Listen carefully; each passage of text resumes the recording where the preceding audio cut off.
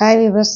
பார்த்தீங்கன்னா, இப்போ இந்த மாரி சப்பாத்திக்கு மாவு பெசையணும்னா, அதில் 10 மினிட்ஸ் நல்லா நீங்கள் எப்பயும் போல தண்ணி கொஞ்சம் கொஞ்சமாக விட்டு பெசஞ்சுக்கோங்க. பெசஞ்சதுக்கப்புறம் இது வந்து நம்ம வந்து நல்லா அதுக்கப்புறம் நல்லா பால் மாரி பண்ணிவிட்டு ஒரு ஃப்ரிட்ஜில் வந்து ஒரு 15 மினிட்ஸ் வச்சு எடுத்துருங்க.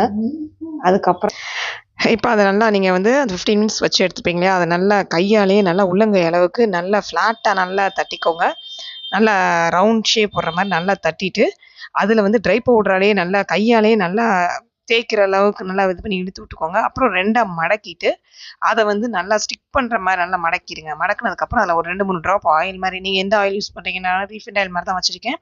ஸோ நீங்கள் எந்த ஆயில் யூஸ் பண்ணீங்களோ நல்லா ஸ்ப்ரெட் பண்ணி அதை நல்லா ஃபுல்லாக அந்த பக்கம் ஒரு பக்கம் மட்டும் தேய்ச்சி விட்டுருங்க.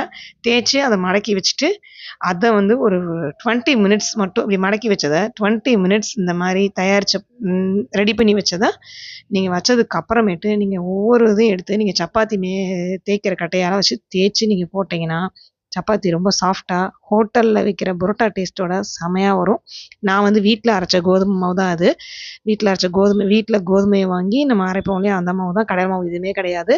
இப்போ நான் ட்ரை பவுடருமே அது கோதுமை மாவு தான். இதை எந்த கார்ன் மாவோ எந்த மைதா மாவோ எதுவுமே சேர்க்கல. பியூர் கோதுமையில் தான் அதை பண்ணியிருக்கேன். சப்பாத்தி செம்ம டேஸ்ட்டாக வரும். நான் இதே இதில் வச்சு அடுத்து நான் சப்பாத்தி போடுறதையும் நான் காமிக்கிறேன் பாருங்கள். உங்களுக்கும் இந்த மாதிரி செஞ்சு பாருங்கள். உங்களுக்கும் இந்த மாதிரியே வரும் சாஃப்டான சப்பாத்தி. ரொம்ப எல்லாருக்கும் பிடிக்காதவங்க கூட பிடிக்கும். நீங்களும் ட்ரை பண்ணி பாருங்கள் வீட்டில். ஓகே, பிடிச்சிருந்தா சப்ஸ்கிரைப் பண்ணுங்கள், லைக் பண்ணுங்கள், ஷேர் பண்ணுங்கள். ஓகே, தேங்க்யூ, பாய். அது மியூசிக் போட்டு விட்டுறலாம்.